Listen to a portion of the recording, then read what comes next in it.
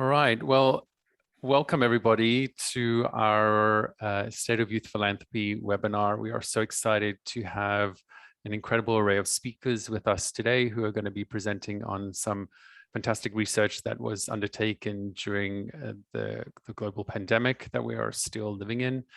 Welcome to everybody from all parts of the country here in the United States, as well as some colleagues that I know are attending across the pond, across in Israel, and to others who are on the webinar today.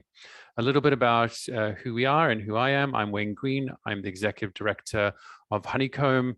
Honeycomb is a national and international organization based here in the United States, where we create educational resources to help facilitators, educators across the country and internationally to build up their skills and to have maximum impact in running youth philanthropy programs throughout the country. And we're really excited that today we have an opportunity to work with the Heller School with Cheryl and Catherine and a number of others who have done some research on what has happened to youth philanthropy over the pandemic. The speakers that we have today are Cheryl Seller, Catherine Ponce, who we'll be hearing from shortly. And then we'll also be hearing from Rachel Halevi from the Jewish Teen Foundation in the San Francisco program, and two of the teens, Amalia and Naomi Lechner. Just a quick note about the research. It's really important that we have had the opportunity to study and look at the direct and indirect effects of the COVID-19 pandemic on youth programs and how we understand these so that we can make the best opportunity for changes and tweaks to programming to best serve the teens and how they engage with online and in-person programming. We're about to just do a poll so that we can just see a little bit about who's in the room with us. So you will see on your screens coming up now a poll which take the opportunity just to fill in. We'll just give it 20 seconds. You'll see two polls there just to get a sense of who's in the room with us today.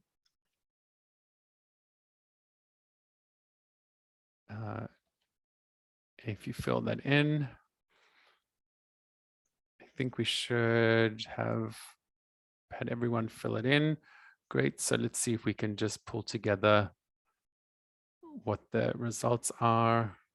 Right. So if we look at the first question in the academic year of 2020-2021, it looks like pretty much everybody was doing programming online and some participants who do not have a youth philanthropy program, which is somewhat different to what we're looking at for the year we're currently in, which is 2021, 2022.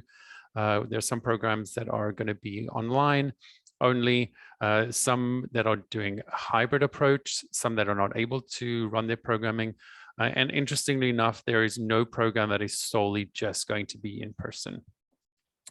So I think it's really interesting to see what we're planning for in this current academic year and really learning about from the research that was done, understanding the trends that were undertaken and what happened during the pandemic over this last year. So I'm really excited to have two incredible colleagues and speakers with us today, Cheryl Seller and Catherine Ponce, who are going to be presenting on the research that was undertaken over this last year. So Cheryl Seller is the Assistant Director at the Sillerman with responsibilities including directing the Youth Philanthropy Project, management of Sillerman Center fellowships, and coordination of Siller events, courses, and programming. She also chairs Social Justice Funders Network, where she collaborates with other social justice funders to build relationships and advance learning among those in the philanthropic sector, working to address the root causes of the injustices in our community. And Catherine Ponce is the Senior Associate of Special Projects at the National Center for Responsive Philanthropy.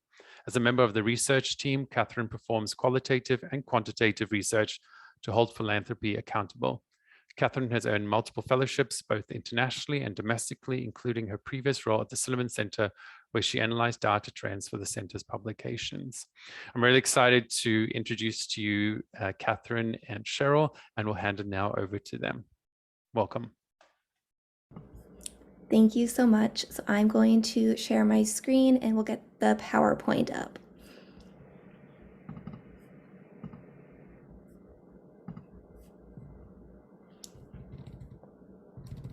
Okay, get to the correct slide. Okay, so welcome. So thank you so much, Wayne, for that introduction. As mentioned, my name is Cheryl Seller. I'm the Assistant Director at the Sillerman Center for the Advancement of Philanthropy. I'm joined by Catherine Ponce, and today we're going to go briefly through our research, the survey, and the subsequent brief, the State of Youth Philanthropy 2020 to 2021. And then Catherine is going to, in addition to presenting the findings from the brief, also kind of hold a discussion with Rachel, Amalia, and Naomi, and then we will take any questions. So, who is the Sillerman Center? We were founded in 2008. Our mission is to inform and advance social justice philanthropy, and we aspire to do this in a number of ways, one of which is through youth philanthropy and engaging both young people and adult constituents in youth philanthropy. We started this work in about 2015. We held 3 in-person convenings in 2015, 16, and 17, and we've written 3 briefs on youth philanthropy. The first, as shown here, from beneficiary to active agent, how youth-led grant-making benefits young people, their communities, and the philanthropic sector. And this was really a broad overview of the potential of youth philanthropy to really make grant-making as a whole more democratic, inclusive, and responsive to the needs of underserved communities. And then we did a case study of Greater Worcester's Youth for Community Improvement Youth Philanthropy Program. And so that was really due to the fact that we felt that program was a really quintessential model that really espoused the values and practices that we explored in our first brief. So again, just to kind of get us grounded, we want to give our very broad definition of youth philanthropy. We view youth philanthropy as programs that support young people making grants directly to nonprofit organizations and projects, while simultaneously also mentoring and supporting the youth grant makers themselves. You may have also heard the definition that youth philanthropy is young people giving their time, talent, treasure, and ties for social good. And there's no singular definition or correct definition. These are just a couple of the definitions in the field. So why is this research important? Well, as the COVID-19 pandemic kind of really came about, we shifted everything immediately to a virtual setting, as you all know, and we started thinking about well, how are youth philanthropy programs faring? What was actually going on? How are the youth grant makers doing amidst all of this rapid change? And there's a bunch of other factors going on too. We saw countless acts of racial injustice, racial violence. We saw increases in youth unemployment. We saw increases in mental health issues. Catherine will talk a little bit more about that. And we really wanted to assess what was going on in the field and whether the youth philanthropy programs were thriving, surviving, what was just going on in general. So we reached out to Foundation for Metro West, and Foundation for Metro West is a local community foundation here in the greater Boston area, and they run upwards of 10 youth philanthropy programs at any given year. And so we really worked with them to create our real research questions, which are on the screen. And I also reached out to Catherine and asked if she would join the team as a research associate, and she said yes. And together we finalized the survey, and we sent it out across the country to 7 states in particular. And we'll discuss a little bit more about the process, but mainly we're going to focus on the findings of this research throughout this presentation. So Catherine, to you. Thanks, Cheryl. So to move into framing the research and some of the points that Cheryl's already referenced, we wanted to look at both the direct and indirect implications that COVID would have on youth philanthropy programs. So first is the onset of COVID-19 meant a lot of funding priorities shifting to emergency grants versus the root causes of philanthropy. And so how would this shift affect funding for youth philanthropy programs? Second is the obvious shift that we've already mentioned to virtual programming, and how would our research questions and how youth philanthropy was redefining success look? Next, in addition to the direct implications of COVID, we also considered external factors. So our report did measure the unemployment rate among youth in the US between the ages of 16 and 28, which we saw it increase from 7.8% to 27% in 2020. A report then also goes on to measure the rise of mental health in untreated cases among youth. And so the CDC reported in February 2020 that depression and anxiety among young people were at a 2-decade high. So given this rise in youth unemployment and mental health disorders, would young people even have the capacity to be doing unpaid work and after-school programs?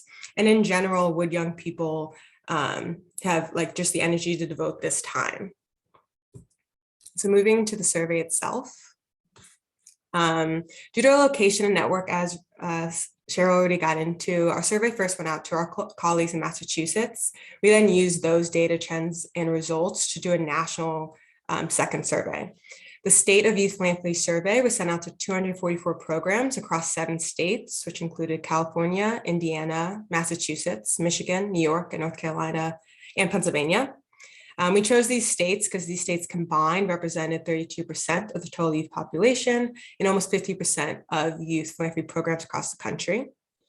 For the rest of this program, though, we will now focus our attention to the Honeycomb network, which included outreach to 35 programs we did, and we got 12 responses back, or a 34% response rate. Based on the sample size we had, we saw that in 2020 and 2021, 83% of Honeycomb programs did run. And getting into the results. So based on data trends that we saw in Massachusetts, our national survey asked respondents from these list of responses, what are the biggest barriers that either prevented them from having youth therapy programs, or for those that did run, what were the biggest challenges? Survey respondents from the Honeycomb network in particular said that time was the biggest barrier, as young people, of course, were busy, and then followed by financial burdens or restrictions.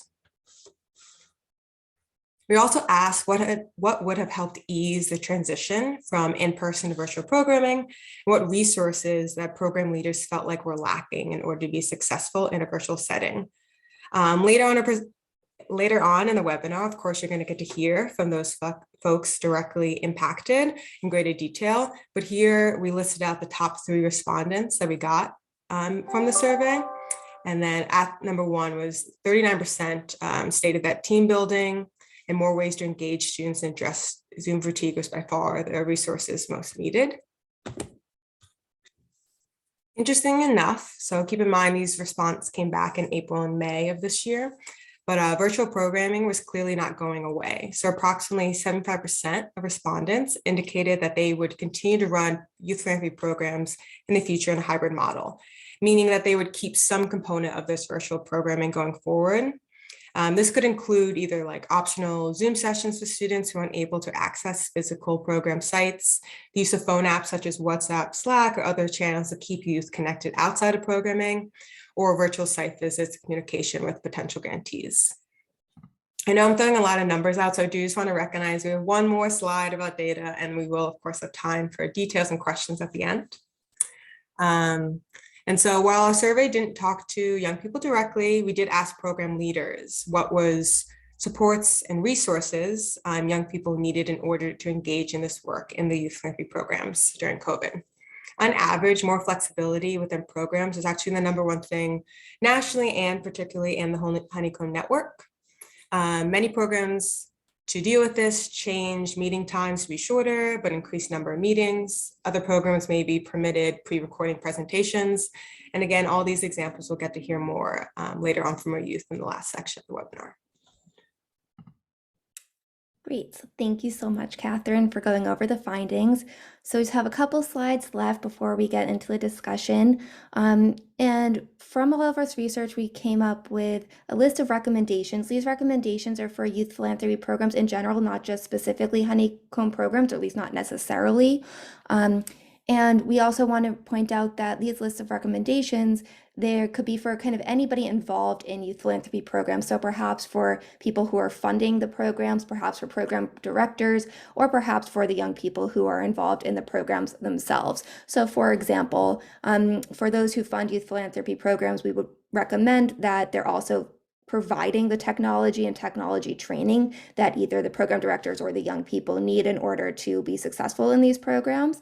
And then for the young people and program directors, we recommend that they really need to be working together in a collaborative and creative way, and really kind of pushing for inclusivity within the programs. And then program directors really need to trust their young people that they're going to do the work. And that's what we saw across the board, is that young people really stepped up. So finally, just to conclude before we move into the discussion, most broadly, we concluded through our research that young people are adaptable, flexible, and they're really dedicated to their youth philanthropy programs. So as a program director from Michigan said, while our students are definitely experiencing Zoom fatigue and are eager to get back to meeting in person, they have been very flexible, patient, and willing to try new things over the last year. They're making the best of the situation, and they've impressed us with their dedication. So keeping that in mind, we are going to move into the panel discussion. Catherine will introduce Rachel, Amalia, and Naomi, and they are all from the Jewish Teen Foundation, which is a program of the Jewish Community Federation and Endowment. And so with that, I'm going to stop screen sharing, and I will hand it to Catherine. And so I know that who we're being joined with will, as they speak, get pinned and join us on screen, but just to give introductions to them as well. So first, we're going to have Rachel Halevi, who's the program manager of the Jewish Teen Foundation, that's housed under the Jewish Community Federation Endowment Fund and part of the Honeycomb Network. So Rachel graduated from the University of Arizona with a double major in psychology and Judaic studies and earned her MA in crisis and trauma from Tel Aviv University. In 2014, Rachel found herself in San Francisco, and a little shout out to many summers at URJ Camp Newman for drawing her to the Bay, and started working at the Jim Joseph Foundation, igniting her passion for philanthropy. Rachel now runs the Jewish Teen Foundation, where she combines her love for philanthropy, teen empowerment, social justice, and the Jewish community in Israel. We also have two teen speakers today. We first have Amalia Salmo, who is a high school senior dedicated to making the world a better place. She has been participating in teen philanthropy for the past 3 years. She hopes to pursue a career in the peace-building sector. In her spare time, she loves to read, row, and race frogs. And finally, we have Naomi Lenchner, who is a senior at Tel Aviv High School and a member of the Jewish Teen Foundation Leadership Council this year. Tikkun Olam is extremely important value to her and drives her passion for social change and justice. Aside from JTF, Naomi writes for 2 student-led publications and runs cross-country and track. Welcome to all of our speakers today. I'm going to dive right in because, enough talking from me. We want to hear from all of you. Feel free to include any other things you'd like the audience to know about you when you start. But Rachel, I'm going to start with you. And do you mind telling us during this past year, now 2 years, what transitions or changes did you make to assist in success of your young people and just the program overall? Hello, everyone. Thanks for having us. I would say the main changes that we made, first of all, with the structure of it, we ended up, usually our program runs for once a month for 4 hours at a time. And last year we moved to double the amount of times, twice a month, but for 2 hours, because 4 hours on Zoom is quite a lot. So there were tactical changes like that. We were really thinking about how to make the program as engaging as it is in person. As we all know, in person, there's a magic to this program. And so how to really bring that magic back into a virtual setting. So we brought in, more speakers. But I think one of the most crucial things is really our leadership council. And the leadership council is a group of teens who have done the program a year before, and they can apply to this elevated leadership position where they help to plan and facilitate meetings. They mentor other board members, make executive decisions for the board as appropriate, and just they're the secret sauce to this program. And so we kind of implemented something called JTF pods, and each leadership council member mentored 3 to 5 teens on the board. And they met additionally an extra 1 time a month for a 30-minute check-in just to bond and have any questions answered. And so that was just another, I think we needed a lot more check-in points in a virtual setting. So I think that was probably the biggest and most helpful thing to me and just in service of the program. Thanks for sharing. Sticking on some of the transitions to virtual, I will pass it to our teams in a moment. But it looks like you had a lot going on even in a very crazy year. Naomi, do you mind starting for us and just letting us know, like, what was some of the biggest challenges for you as you were going through these virtual programming? Yeah, I mean, so JTF last year was my first year, so I never got to experience it in person. So I think in some ways that made it a little bit easier because I didn't have like the comparison of in person. But it was challenging to like connect with people and build relationships with the rest of the board because I feel like that's really important. Like, and I feel like in a lot of ways that makes our decision making and us just flow better as a board is when we all like know and respect each other and are able to work together and like understand that you may disagree with someone or you may have a different perspective, but that doesn't mean that you don't respect that person or like that person. It's just you're able to have a conversation. So I think that was a little bit more difficult over Zoom, but I do think that it ended up working really well with the way we broke it up, with the more meetings, and the JTF pods definitely helped with the community building aspect because they were a lot smaller and you had like this like little group where you could ask questions and like you know each other a lot better. And then later after we were able to have some like in-person meetings kind of in the late spring, summer, which I really liked going into the next year of JTF to kind of like meet some people that in person for the first time that you just kind of spent this whole year doing philanthropy with. It was really interesting and fun. And then a lot of those people you are going into the next year with, and you have this relationship. And I think it's made this year a lot. I think it's made this year work smoother, and I'm really excited. So. No, that's great. It's definitely easier to engage in philanthropy when there's some trust.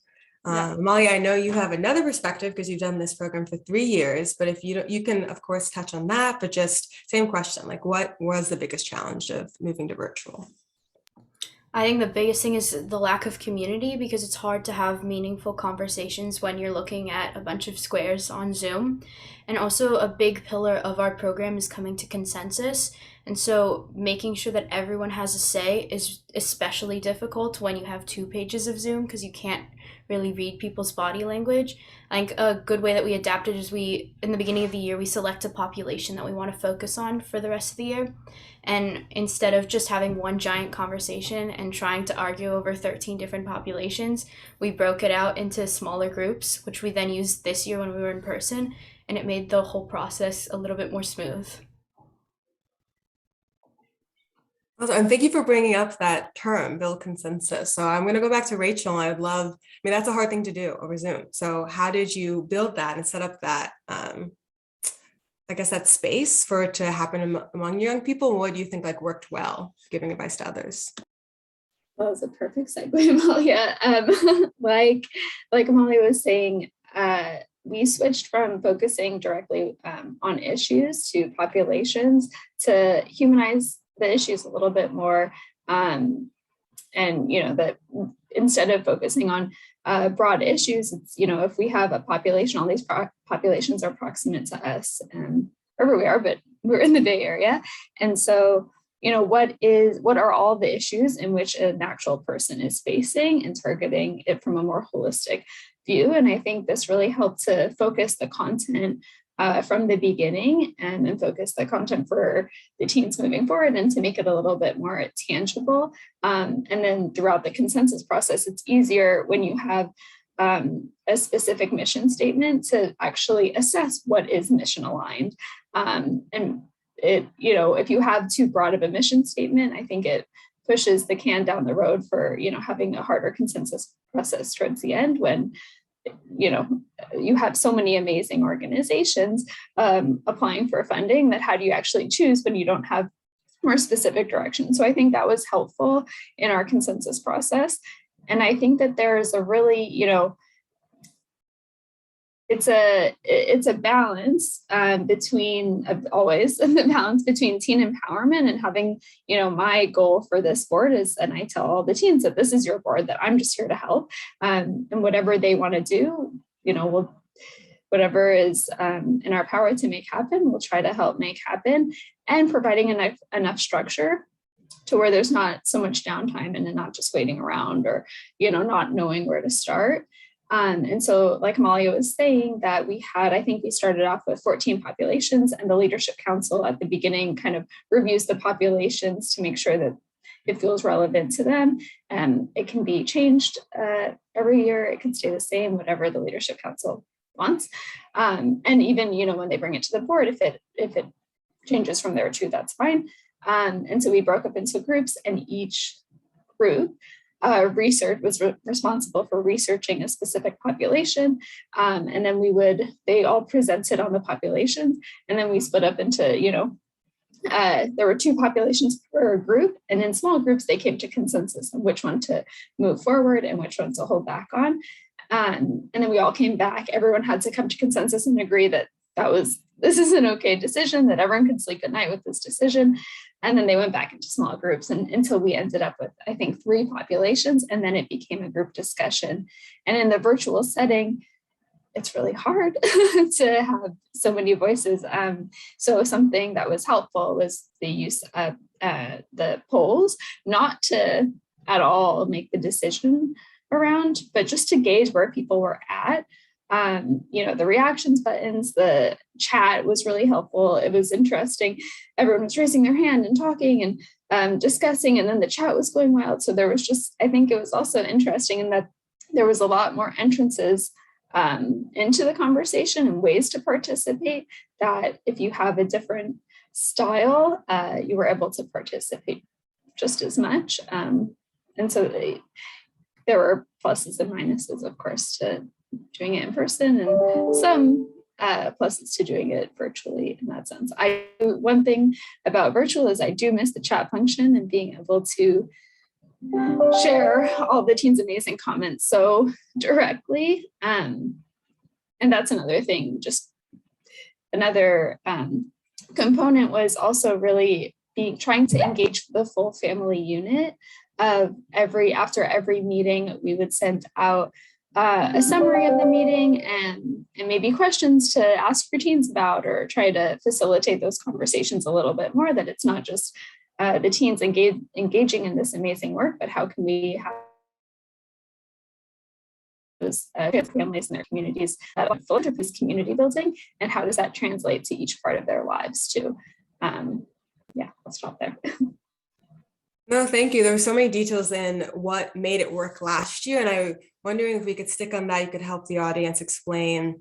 Now that I do understand that you all are back in person, so if there's any like technology or things you learned from last year that you've had stick and you're still using now that you're back in person. So we have our Leadership Council meetings every other week are still virtual. And I think that will continue.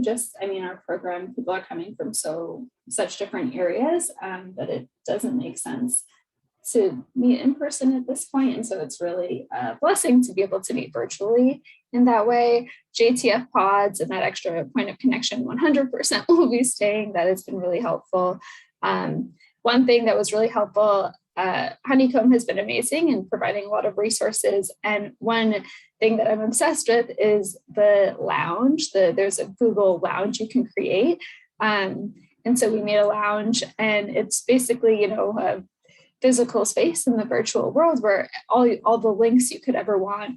If we have a Zoom meeting, that there's a link to go to the Zoom meeting, that there's a link to the to GuideStar, the IRS tax exempt select check, or whatever they need, it's in this one place. And so I think that I want to keep that forever.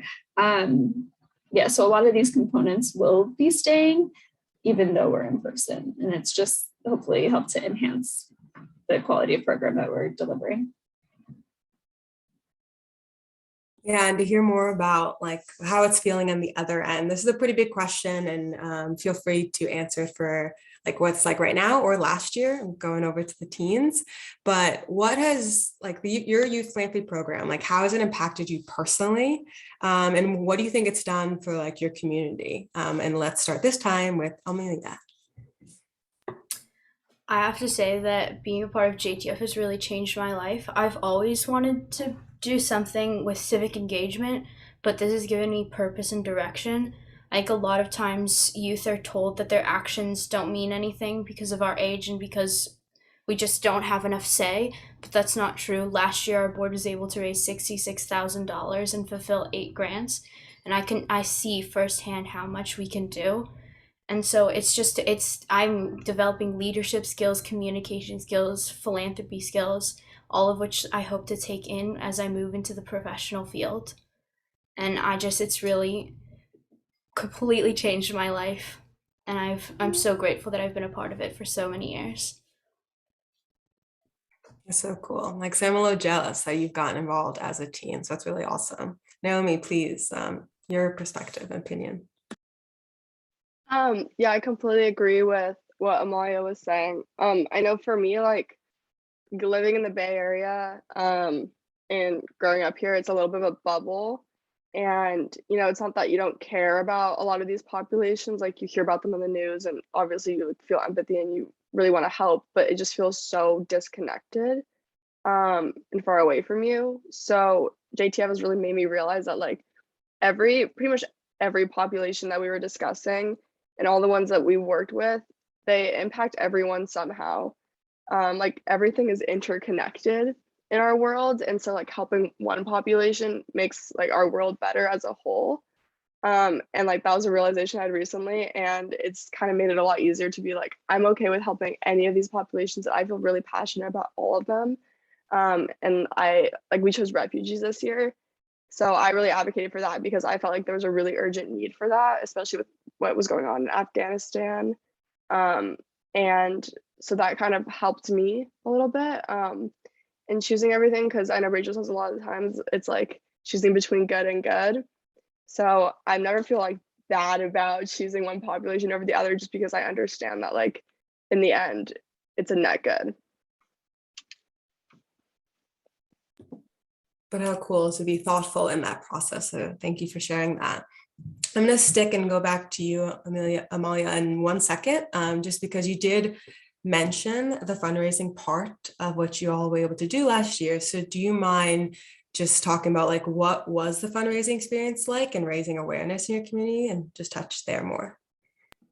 Definitely. So last year we selected people affected by domestic violence. And when I told people that that was what I was focusing on this year, I got a lot of surprised responses that teens would be engaged in such a topic so surrounded by stigma.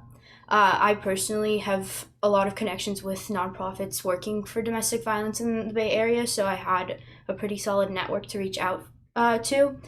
But I mean, it's so impactful to be able to ask somebody directly for money and to be able to go back to them and say, you know what, this is exactly what your money is doing. And not only are you doing good for a population, but you're supporting teens to build the habit of philanthropy, to build the habit of repairing the world. And so it's really inspiring to see my peers going out to their networks and asking people. And it's hard to ask people, especially if you don't have relationships with them, but to develop a relationship and to be a relying member of your community. Yeah, so well said. I don't even know where to build on that point, but thank you so much for that. We are moving into the last 10 minutes of our panel discussion. So I am going to ask some, like, big picture questions to all of you. Rachel, do you mind telling us all, what do you think the world would be like if everyone did a program like JTF? I'd like to say that world would be a much better place, that we can actually come together and have nuanced conversations and come from a place of actual empathy and awareness, that people would be confident and humble, and actually be able to propel progress forward, which is, I think, something that we could really use today. Everyone, let's start more programs. Everyone needs this. I certainly agree. As someone else deeply connected to work, I wish everyone did programs just like y'all's. And I forgot to mention earlier, just for all audience members, Rachel and her program, we did a spotlight interview. So if you read the original brief connected to all this research, there's more to be said about said program. Moving to our teens though, same question, but two parts. Do you mind, for maybe any listeners, can you add what advice you would give any young people or teens engaging in this work? And then second part, same thing Rachel just answered. What would the world be like if we had, if everyone had a program like JTF? And Naomi, how about you go first this time? All right. I think advice-wise for someone coming into JTF or kind of any similar program would be like, you're gonna have the most successful time, and I would highly encourage you to have an open mind coming in, and like, don't be super stubborn or even righteous about a certain population or issue or opinion or perspective that you have, because everyone feels that way. So you really need to be open to hearing other people's ideas, and because you're never going to build consensus, you're never really going to move forward as a board if you're not open-minded and if you don't take things too personally. And I think that more people did programs like this. I mean, I know it's helped develop like another layer of maturity for myself and I think everyone on the board. And I feel like it's a really good segue into the adult world. As someone that will be an adult in less than a year. So I feel like I've seen that more and more now. And then with the point, you're giving advice that we could all hear with the open-mindedness. So case in point that it's brought you to a different level of maturity. So thank you for that answer. Amalia, please, your thoughts. I think it's important to just be really passionate and to bring all of your experiences, because part of the richness of this program is the diverse perspectives that we bring in. And I mean, it's applicable for everything, but especially in the consensus making process, building on open-mindedness. We're in the end of the day, we're going to choose a great organizations. We're going to choose a great population. We're going to do a lot of good. So just if you can shift your passion, if that's not necessarily what you came in expecting, be willing to shift and put your all into something else.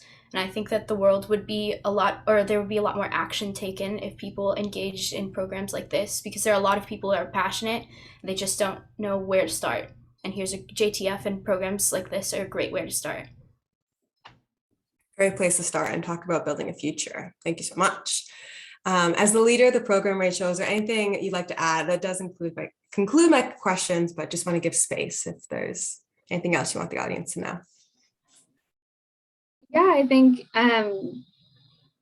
teens are amazing. I feel like it can't be said enough that, I mean, hearing from Amalia and Naomi and anyone who has the privilege to work with teens, I think, as I think Amalia was saying, that there's kind of a stigma against, if you're young or whatever, and they so defy any misconception about this. And I'm constantly so impressed. And we just had our retreat in person for the first time in 2 years, and all of our staff members and every speaker we have is so impressed by their, like Naomi was saying, their maturity. They're just, they're smart and polite and want to take action, are so responsible and with it.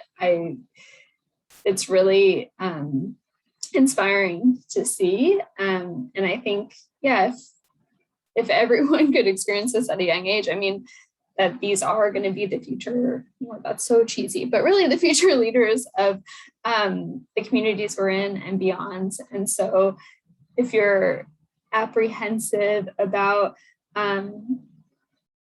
giving more autonomy to your teens or anything like that, I think if you can give them a little bit of trust that they step up and they rise to all of these occasions, and are constantly looking, it's these teens that are attracted to JTF are not the teens that you have to cater to so much, but they're constantly, how can we plan another fundraising event, or how can we do this together? They're pushing me as much as I'm pushing them.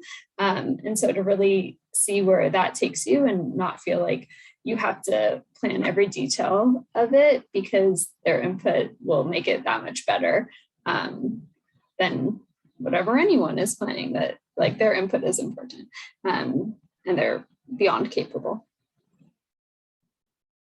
Thank you so much for sharing. I certainly feel inspired. As someone who sits with the numbers all day, it's really nice to get to talk and hear from all of you. So thank you all for your perspectives. That does wrap our panel discussion. And I know in a moment I'm passing it back over to Wayne for our Q&A section, but I hope everyone gives a little virtual round of applause for our speakers today. Thank you. Thank you, Catherine, Rachel, Amalia, and Naomi.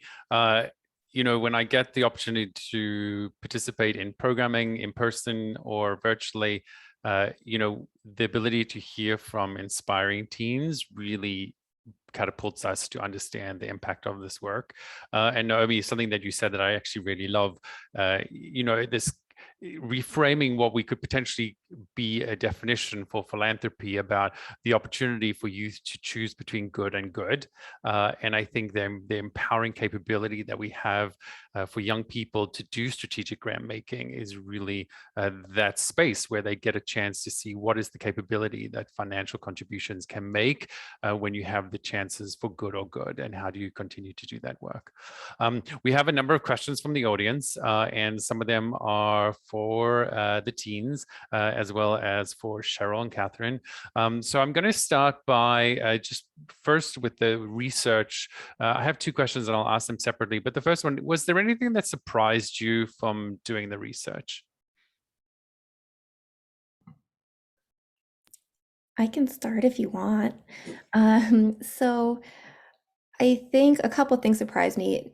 One is more of like a stark difference that I think we came across, and that was around technology.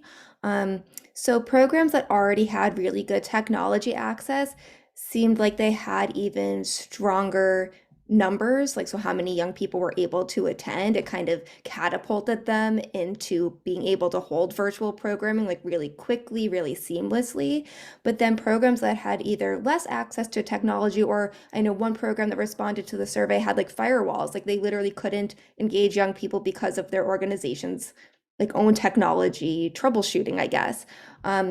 Or programs that the young people didn't have technology already. That's where we saw this really big divide, and it's perhaps not surprising, but something I think we should really pay attention to. And then I guess in terms of something else that was surprising, I think when the data first came in, and at least for me, when I saw, like 75 or 76% of programs said they wanted to continue in a hybrid fashion, I think I was pretty shocked by that, because a lot of the comments kind of side by side with that were, we'll do this and we want to keep the hybrid, but we miss each other being in person so much. And so like, how do we do both and engage in that way was something that we thought a lot about.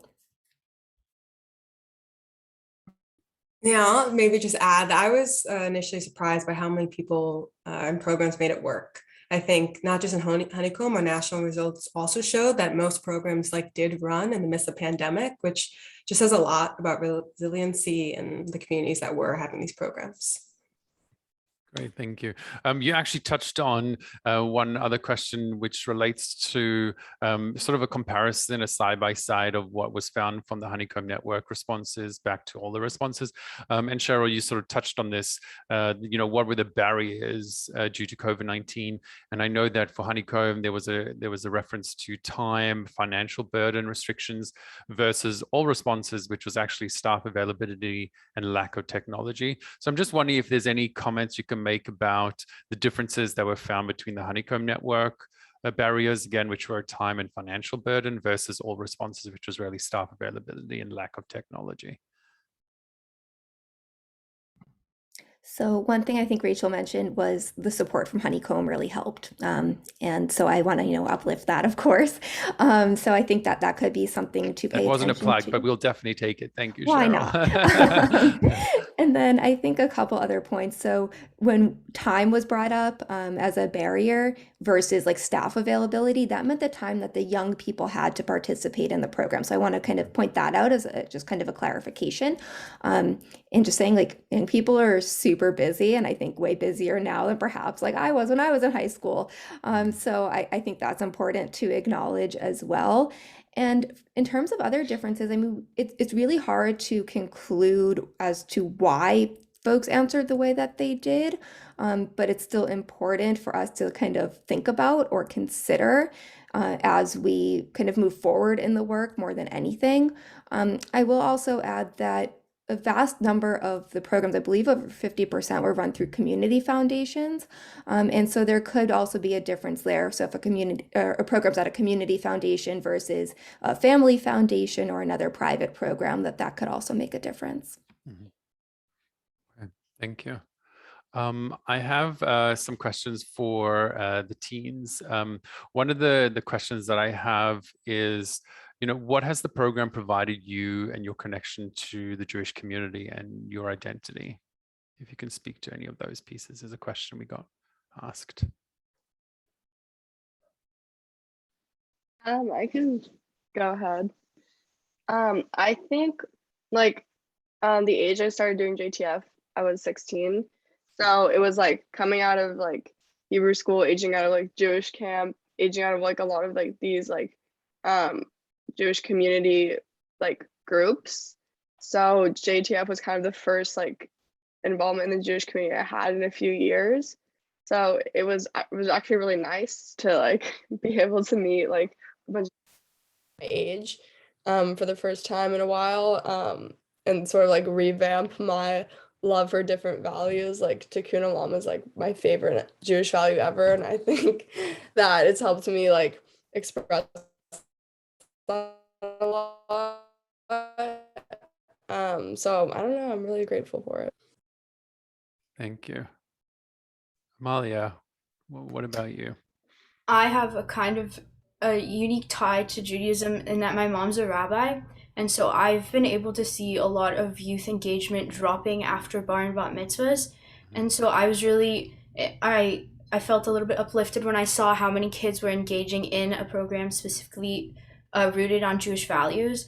I also don't consider myself particularly religious, but I live by Tikkun Olam, and that is what I want to do with my life. And so if we can engage teens in meaningful work in the work that they want to do regardless of religion, but then add on the tie of our religious background, and I think it has a huge impact on our generation. Yeah, I think this idea and this value of Tikkun Olam, repair the world, is a great opportunity that young people can really think about philanthropy as an important contribution to how we can do Tikkun Olam well. The other piece too is another question, both for Amalia and Naomi, is there and was there a specific skill that you gained from doing the program during the COVID pandemic that you have found to be helpful in different parts of your life? I definitely see the advocacy part of this program as being useful in other areas of my life, and coming with a specific ask. I've had to advocate for myself a lot. Applying to colleges, you have to always just be on top of everyone for recommendation letters, but even just reaching out to other organizations. If I have an idea for a nonprofit that I want to start, I have the confidence and the resources and the network from JTF to reach out and really advocate for what I want to do. Yeah, I think like kind of building off what Amalia said, like connection and confidence is a big thing that I think everyone in JTF has learned. Like I know that it's been a lot easier for me to build connections with people because you kind of don't really care about the barriers as much anymore, and you're able to take that initiative and like go and ask for certain things and advocate for yourself and for your board with a lot more confidence. And I feel like that's something that I've gained and everyone's gained on the board. Great. Well, certainly speaking to young, incredible people, the confidence definitely jumps out the screen for me. And I'm excited to have had the opportunity to talk to you both about your experience during the pandemic, and now the opportunity that you have to engage in a hybrid approach to being back in person and also doing some more virtual pieces. And one last question before we sort of wrap up is, what was the biggest challenge that you faced participating in the program, being in virtual last year? I can start. I think kind of the opposite of like the most important skill I learned was the biggest challenge, which was connections. Like it's really hard to build connections with people over Zoom. I think the pods helped a lot, but overall it is really difficult to like communicate with people and build connections over Zoom because people can't really read you as well. And I know for a lot of people that are more introverted or have a hard time in group settings, like Zoom made it that a lot more difficult for them to have their voices and opinions heard. So I think that was a challenge, but I feel like we were actually able to work around it pretty well. And I think Rachel did a really, really good job in like formatting JTF last year and breaking up the meetings and breaking us into pods. And I feel like the challenge of that was like greatly diminished thanks to her. Good shout out to Rachel. Thank you, Naomi. To Rachel. Amalia. I have to agree. The community aspect was really difficult. And also when we were reaching out to our own personal networks in previous years, we could have in-person fundraising, or you would have like a family gathering. And so you could ask your aunt to make a donation to your teen initiative. But this year it was all like, I haven't seen my family since the beginning of the pandemic. It was a lot more reaching out via email and via phone call, which is a lot less personal and therefore a little bit more difficult, especially for newer askers of money. Great, thank you.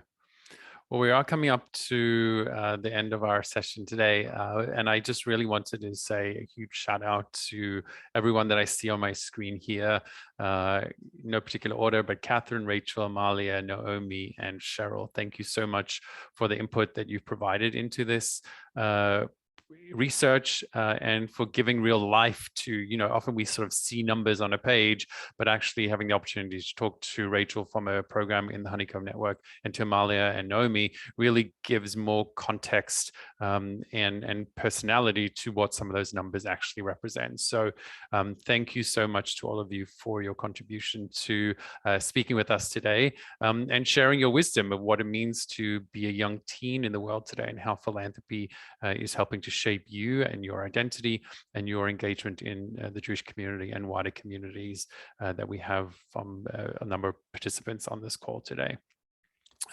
Just to close up, again, thank you to everybody. And just a reminder for some upcoming pieces. If you want to find out more about webinars and resources, please visit us at honeycomb.org. We also have some upcoming trainings. We have a new resource, which is the new LGBTQ enhancement guide. And we also have a webinar, which is a training about how to use that guide in practice. And that is coming up on the 17th of this month at 1 p.m. Eastern Standard Time. We also are developing and be on the lookout for a mental health guide, which is really topical right now. And I know that it was mentioned as part of this webinar in terms of understanding the mental health and resilience of young people today. So that's coming soon. So please make sure to check back with us and see if there's any other resources that you're interested in, cards, curriculum, and webinar recordings that we have available on our website. And if you wish to reach out to any of us, please feel free to email me, Wayne, or my colleagues, Danielle, Alana, or Alicia. It's as simple at honeycomb.org. Thank you so much to everybody. Stay safe and take care. Bye-bye. Thank you.